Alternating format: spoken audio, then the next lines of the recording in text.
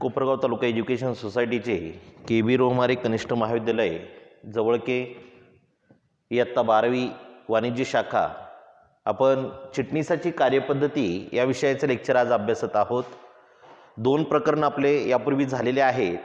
तिसरं प्रकरण आज आपण चालू करतोय, त्या नाव आहे तिसऱ्या प्रकरणाचं भाग विक्री। भाग विक्री मग आपल्याला आज बघायचं आहे भागांची विक्री कशी केली जात असते किंवा भाग विक्री करण्यासाठी कोणकोणत्या पद्धतीचा अवलंब करावा लागत असतो। आतापर्यंत आपण लास्ट पिरियडला संस्थात्मक वित्त उभारणीचे स्रोत बघितलेले आहेत। अनेक प्रकारचे सोर्स असतात, अनेक प्रकारचे स्रोत आपण बघितलेले आहेत।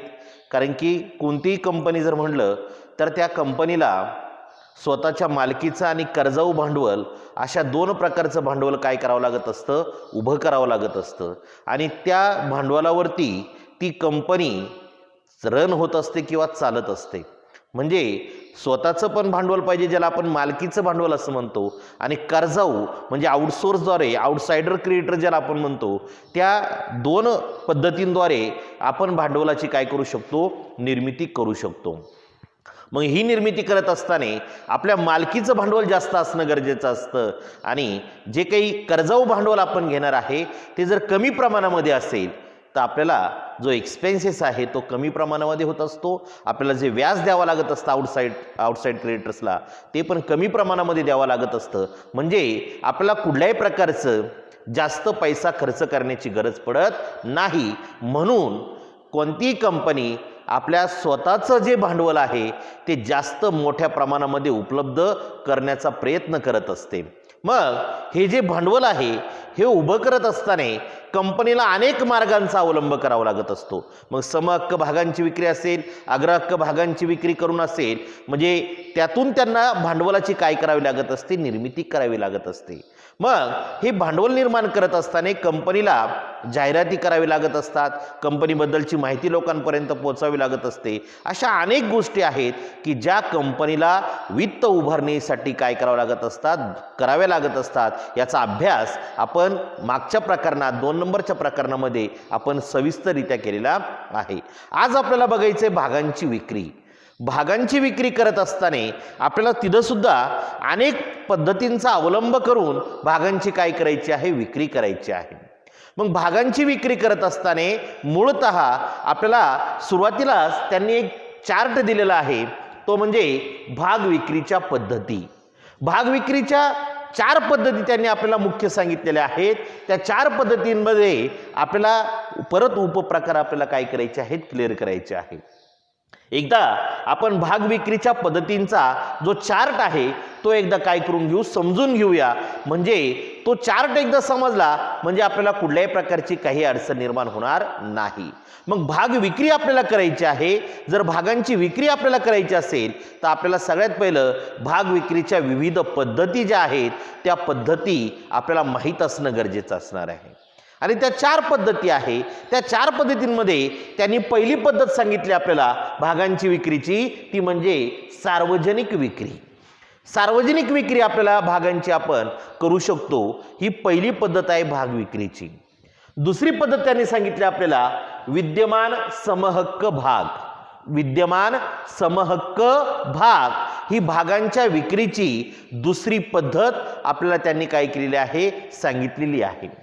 तिसरी जी पद्धत आहे भाग विक्रीची ती म्हणजे विद्यमान कर्मचारी। विद्यमान कर्मचारी ही तिसरी पद्धत आपल्याला भाग विक्रींची काय केलेली आहे, त्यांनी अभ्यासण्यासाठी दिलेली आहे। आणि चौथी पद्धत आहे ती म्हणजे खाजगी विक्री।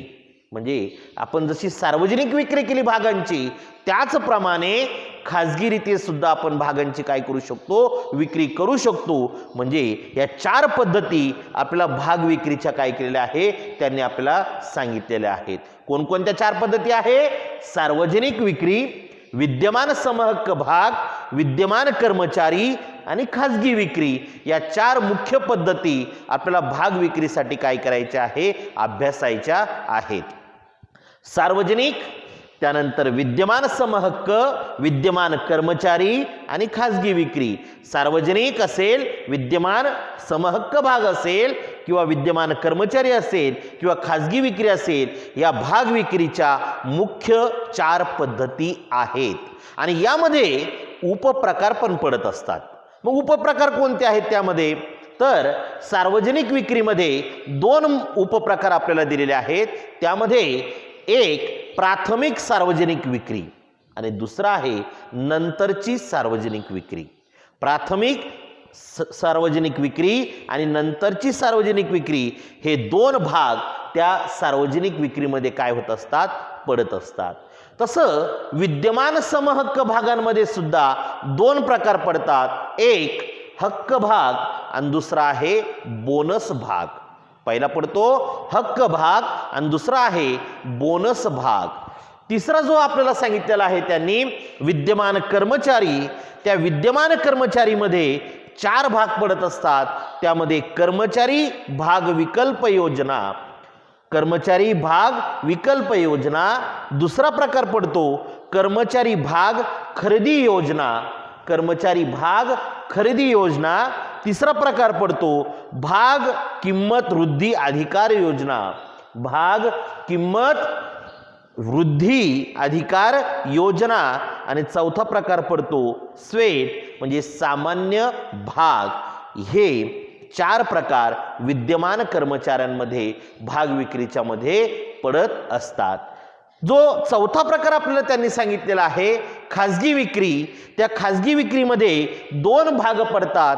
एक हक्क भाग आणि दुसरा आहे अग्रहक्क पद्धतीने वाटप. खाजगी विक्रीमध्ये 2 भाग पडतात, हक्क भाग आणि अग्रहक्क पद्धतीने वाटप. म्हणजे भाग विक्रीच्या ज्या मुख्य 4 पद्धती सांगितल्या होत्या त्यापैकी 3 पद्धतींमध्ये सार्वजनिक विक्रीमध्ये, विद्यमान समहक्क भागांमध्ये आणि खाजगी भागांमध्ये याच्यामध्ये 2-2 प्रकार पडतात. आणि राहिलेला जो विद्यमान कर्मचारी भाग आहे तिसरा, त्यामध्ये 4 प्रकार काय होत असतात? मुख्यत्वे पडत असतात. मग हे 4 प्रकार सार्वजनिक विक्री, विद्यमान समहक्क भाग विक्री, विद्यमान कर्मचारी विक्री आणि खाजगी विक्री. त्याच्यामध्ये पुन्हा 2-2 उपप्रकार. फक्त विद्यमान कर्मचारी याच्यामध्ये 4 उपप्रकार पडतात. ते कर्मचारी भाग विकल्प योजना, कर्मचारी भाग खरेदी योजना, भाग किंमत वृद्धी अधिकार योजना आणि स्वेट म्हणजे सामान्य भाग विक्री योजना. ह्या विद्यमान कर्मचाऱ्यांमध्ये हे 4 भाग काय होत असतात? मुख्यत्वे पडत असतात. बाकीच्या ठिकाणी 2-2 भाग आहे. सार्वजनिक विक्री जर तुम्ही बघितलं तर त्यामध्ये 2च भागांचा उल्लेख होतो. प्राथमिक सार्वजनिक विक्री, नंतरची सार्वजनिक विक्री. त्यानंतर इकडे विद्यमान समहक्क भागांमध्ये सुद्धा 2च प्रकार आहे, हक्क भाग, बोनस भाग. खाजगी भागांमध्ये किंवा खाजगी विक्रीमध्ये सुद्धा 2च भाग त्यांनी आपल्याला दिले, हक्क भाग आणि अग्रहक्क पद्धतीने भागांचं काय करतात? ते वाटप करत असतात. म्हणजे हे जे आहेत ह्या प्राथमिक असेल किंवा सार्वजनिक विक्री असेल किंवा विद्यमान समहक्क भाग विक्री असेल किंवा विद्यमान कर्मचारी असेल किंवा खाजगी रीतीने विक्री असेल, यांचा आपल्याला मुख्यत्वे भाग विक्री करत असताना विचार करावा लागत असतो. म्हणजे आपल्याला भाग विक्री करत असताना जे पहिलं प्रकरण किंवा जे दुसरं प्रकरण आपण अभ्यासलेलं होतं त्यामध्ये आपण कंपनी वित्त उभारणीसाठी वापरत असलेल्या वित्त साठ्यांच्या विविध स्रोतांचा काय केलेला होता? अभ्यास केलेला होता. म्हणजे आपल्याला जे निधी उपलब्ध करायचा आहे तो निधी उपलब्ध करत असताना आपण जे विविध वित्तांचे स्रोत होते त्यांचा आपण काय केलेला होता? अभ्यास केलेला होता. कंपनीची भांडवल संरचना तिच्या मालकीचे भांडवल आणि कर्जाऊ भांडवलाने बनलेली असते. कोणतीही कंपनी जी असेल ती कंपनी स्वतःचं भांडवल म्हणजे ज्याला आपण मालकीचं भांडवल असं म्हणतो, ते मालकीचं भांडवल किंवा कर्जाऊ भांडवल ह्या जे भांडवल उभारणीचे जे स्रोत आहे त्यानुसार ती काय होत असते? चालत असते किंवा ती बनलेली असते. म्हणजे स्वतःचं भांडवल पण उपलब्ध करावं लागत असतं भागांची विक्री करून आणि आउटसाइडर्स क्रेडिटर्स करून म्हणजे बाहेरून कर्जाऊ भांडवल आपल्याला जे काही वित्तीय संस्था असेल, फायनान्स कंपन्या असेल किंवा भागांची विक्री करून असेल, अशा रीतीने आपल्याला बाहेरून सुद्धा कर्ज काय करावं लागत असतं? बँकांचं कर्ज असेल ते सुद्धा आपल्याला उपलब्ध करून घ्यावं लागत असतं आणि त्याच्यावरती आपली कंपनी आपल्याला काय करावं लागत असते? चालवावी लागत असते. मग हे जे करत असताना आपल्याला ह्या अग्रहक्क भाग किंवा कर्जाऊ भांडवल जे आहे त्याचाही विचार आपल्याला करावा लागत असतो आणि मालकीचं जे भांडवल आहे त्याचाही विचार आपल्याला त्यामध्ये करावा लागत असतो. मालकीचं भांडवल हे समहक्क भाग, अग्रहक्क भाग आणि राखीव उत्पन्नाद्वारे बनलेले असते. म्हणजे आपण जे आपलं स्वतःचं कॅपिटल असं म्हणतो, जे ओन कॅपिटल आहे, ॲथोराइज कॅपिटल ज्याला आपण म्हणतो, आपलं मालकीचं जे भांडवल आहे ते कशाद्वारे तयार करतो आपण? समहक्क भागांची विक्री करून, अग्रहक्क भागांची विक्री करून आणि जे राखीव उत्पन्न आहे त्या राखीव उत्पन्नाद्वारे आपण हे आपलं मालकीचं भांडवल म्हणजे स्वतःचं भांडवल काय करत असतो? तयार करत असतो. समहक्क भाग व अग्रहक्क भाग मिळून कंपनीचे भाग भांडवल तयार होत असते. म्हणजे समहक्क भाग आणि अग्रहक्क भागांची जर विक्री केली तर आपल्याला कंपनीचं जे भांडवल आहे ते भांडवल काय होत असतं? तयार होत असतं.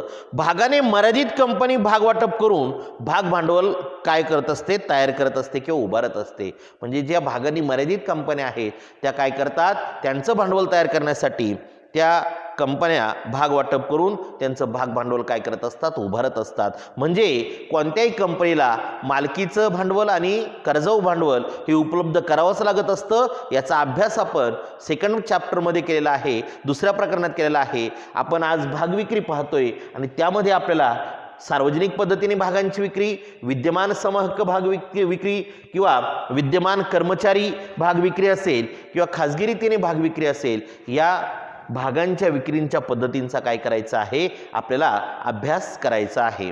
म्हणजे हे करत असताना आपल्याला या 4 मुख्य पद्धतीं त्याच्या ज्या 2-2 उपपद्धती आहेत त्या सर्वांचा अभ्यास आपल्याला व्यवस्थितरित्या काय करायचा आहे? करावायचा आहे. हा ब्रॉड क्वेश्चन येणार आहे किंवा दीर्घोत्तरी ज्याला प्रश्न म्हणतो आपण, तो प्रश्न असतो की भाग विक्रीच्या विविध पद्धती स्पष्ट करा. त्यामध्ये आपल्याला या 4 मुख्य पद्धती, सार्वजनिक विक्री, विद्यमान समहक्क भाग, त्यानंतर विद्यमान कर्मचारी खाजगी विक्री, हे 4 आणि त्याच्यामध्ये असणारे जे उपप्रकार आहे त्या 3 मध्ये 2-2 आहेत आणि विद्यमान कर्मचाऱ्यांमध्ये 4 उपप्रकार आहेत. या सर्वांचा विचार आपल्याला यामध्ये काय करायचा आहे? करायचा आहे. त्यासाठी आपण नेक्स्ट लेक्चरला मग हे जे प्रकार आहेत त्या प्रकारांचा काय करणार आहोत? अभ्यास करणार आहोत.